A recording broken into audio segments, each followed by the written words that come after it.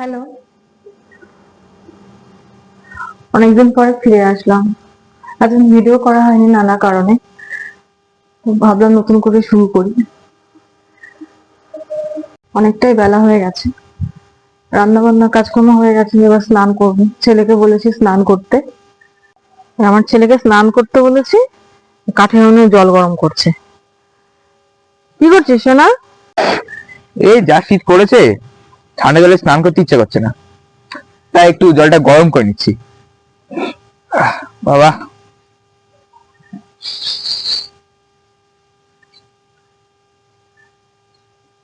জল মোটামুটি ভালোই গরম হয়ে গেছে।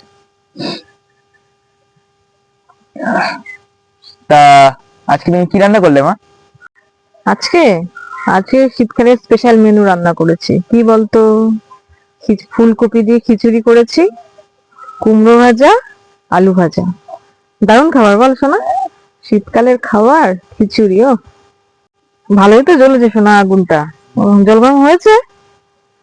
এখন অনেকটা। তাড়াতাড়ি কর, বেলা হয়ে গেছে তো।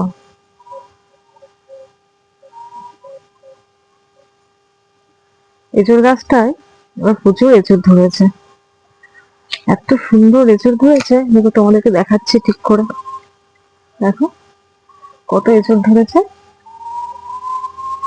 আরো আছে, এই নিচটা দেখো, গোড়াটায়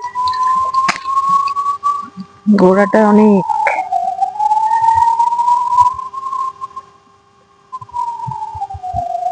গাছটা বেশি বড় নয়, ছোট আছে, বছর চারেক হলো এই বয়সটা, অনেক এঁচড় ধরছে। এ দেখো গাছ ভর্তি এঁচড়। আমাদের সবার স্নান দান হয়ে গেছে, এখন আমরা খেতে বসবো।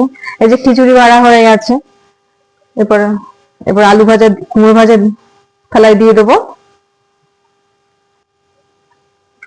শীতের দিনে খিচুড়ি ভালো, কনকনে ঠান্ডা, তার মধ্যে ফুলকপি, মটরশুঁটি, টমেটো দিয়ে খিচুড়ি, আর কি চাই।